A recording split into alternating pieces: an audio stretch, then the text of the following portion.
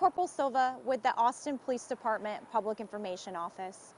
At approximately 2:10 a.m. today, a serious injury crash occurred at approximately the 7800 block of FM 969.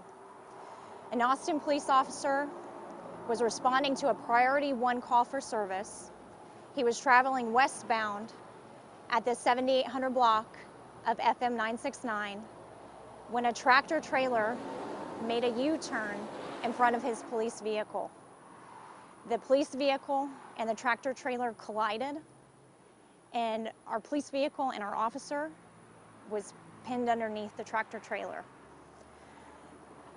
Austin Travis County EMS, our officers, our APD officers, and Austin Fire responded to the scene. They provided life-saving measures to our injured officer. The driver of the tractor trailer was not injured. He remained on scene. He is cooperating with this investigation. Portions of FM 969 were shut down due to this crash. It's unknown at this time if charges will be pending. It's preliminary information. It's early on in this investigation. But we are asking if anyone has any information to please call our Austin Police Department Highway Enforcement or Vehicular Homicide at 512-974-8111. The officer who is injured, he's been with the Austin Police Department for 9 years. APD is a family. When someone is seriously injured like this or sick, it affects each and every one of us. And so that we do ask you to keep this officer's family in your thoughts, the driver of the tractor trailer, and the brave men and women of the Austin Police Department as we try to move through this and process this challenging time. Any questions? You said that the officer was responding to a call? That's correct, a priority 1 call for service. So does a priority 1 call mean that he had his flashers going, siren going, or not?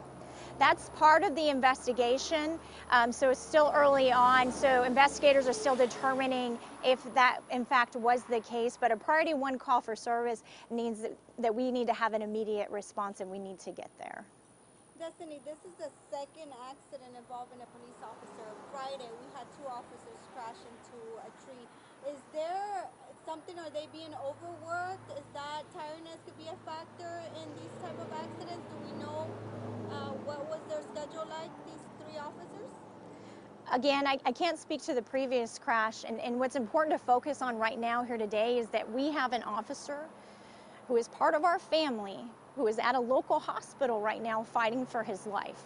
So although there are contributing factors when a crash occurs, that's why we have our subject matter experts of our vehicular homicide unit who are out here working all night to process this investigation so that we can find out what those are. But again, it's really important. What the main focus is that unfortunately last night our officer and another person were involved in a horrific crash. Any other questions? Is it legal to make a U-turn on this road? I can't tell you as far as the legality on this specific road, but I can tell you in certain areas, if signs are not posted, you can make a legal U-turn when done safely.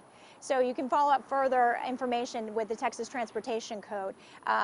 But again, as far as it applies to this crash, our subject matter experts, our investigators, they are looking at all potential contributing factors. And when we do have more information, we will make it available. Does the officer's vehicle have a camera on it when he's driving? Our police vehicles are equipped with dash cameras, and we also have our body-worn cameras. You see here that I wear one as well. So I can't speak to what video is available. Those are details that our investigators have, and we're not going to release that information because it's very early on, and we want to make sure we maintain the integrity of this. Is it a motorcycle officer or in a vehicle? It was in a patrol vehicle, a police vehicle.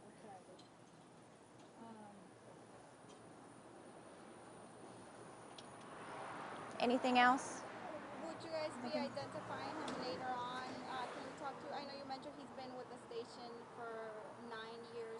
Does he have family? Can you talk to us a little bit about more? In order to protect the officer's privacy, especially right now, we're not going to release personal information about him. But again, we do ask if everyone can just keep him in your thoughts, as he is currently seriously injured. Thank you. Thank you all.